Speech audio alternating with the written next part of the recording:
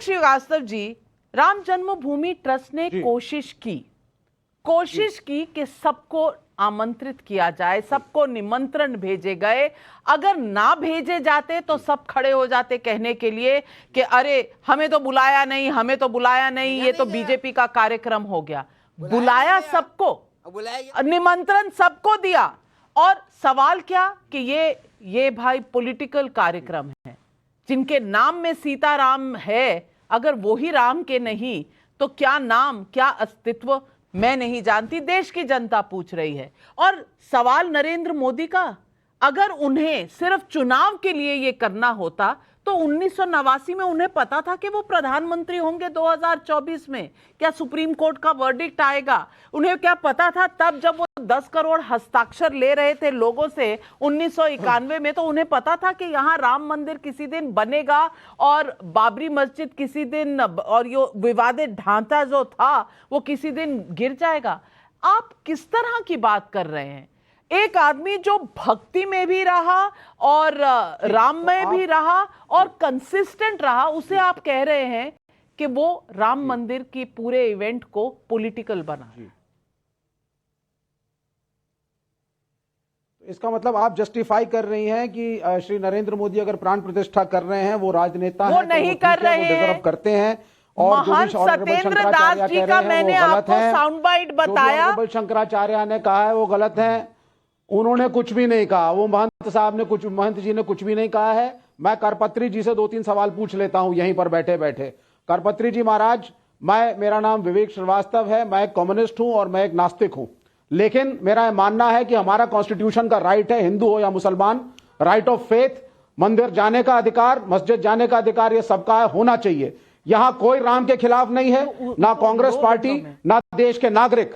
लेकिन अगर आप एक मंदिर जो पूर्णता बना नहीं है, शंकराचार्य जी, ऑनरेबल शंकराचार्य जी को कोट कर रहा हूं, जो मंदिर पूर्णता बना नहीं है और 17 अप्रैल रामनवमी के दिन मुहूर्त है और उस दिन भी प्राण प्रतिष्ठा हो सकती थी, यह प्राण प्रतिष्ठा संतों को, धर्म गुरुओं को करनी चाहिए थी। इसके बदले में 2024 के इलेक्शन को मद्देनजर रखते हुए इसको जल्दी किया जा रहा है। मंदिर अपूर्ण है और प्राण प्रतिष्ठा ऑनरेबल शंकराचार्य के हिसाब से विधिवत नहीं की जा रही है और इसीलिए वो जा नहीं रहे हैं और इसका कोई क्लैरिफिकेशन किसी मंत्री ने नहीं दिया है। जन्मभूमि में रामलला आने का अनुष्ठान प्रारंभ हो गया है, अयोध्या में प्रारंभ हो जाएगा, ये शंकराचार्य को पता है।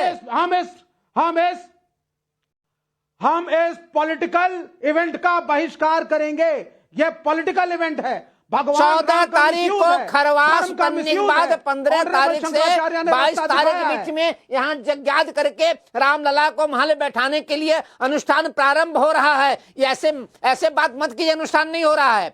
15 तारीख से लेकर के 22 तारीख तक खरवास बनने के बाद अयोध्या में रामलला के अनुष्ठान प्रारंभ हो गया है। सारे विद्वान कर रहे हैं, सारे जजमान कर रहे हैं।